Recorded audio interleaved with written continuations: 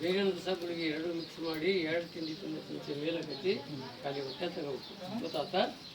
ಆಮೇಲೆ B P ಕೊಟ್ಟಿರ್ತೀನಿ, B P ಇದ್ದರಿಗೆ ಕೊಡಲ್ಲ. ಇದನ್ನು ನಿಂಬೆ ಹತ್ತಿದ್ದು ಇಷ್ಟಿಷ್ಟ ರಸ ತಿನ್ಬೇಕು. ಆ ರಸನ ಭಾಳ ಯಾಕಂದ್ರೆ ಮತ್ತೆ ಜಾಸ್ತಿ ತಿಂದ್ರೆ ಒಂದೊಂದು ಸರಿ ಲೋ ಆಗೈತಿ, ನಿಧಾನ ಲೋ ಮಾಡ್ಕೋಬೇಕು. ಎಷ್ಟು ಬೇರೆ ಆಗಿ ಮಾಡಿರಿ ಬಿ ಪಿ ಕ್ಲಿಯರ್ ಆಗಬೇಕು.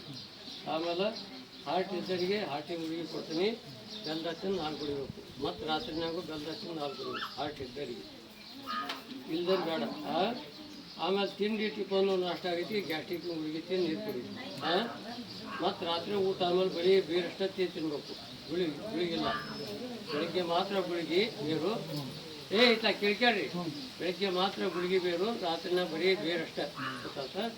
ನಿಮಗೆ ಸಂಧಿ ವಾತ ನರಸೂಲಿ ಬಿಟ್ಟು ಕಡ್ಗಾಯ ಹೆಸರು ಇದನ್ನೇ ನಿಂಬೆ ಹುಳಿ ಹಾಕಿ ರಸ ಮಾಡ್ಕೊಂಡು ಆ ರಸ ಮ್ಯಾಲೆ ಸೇವಿಸ್ತಾರ್ರಿ, ಬೆಳಗ್ಗೆ ತೊಗೊಂಡು ಹೋಗಿ ಗೊತ್ತಾತ.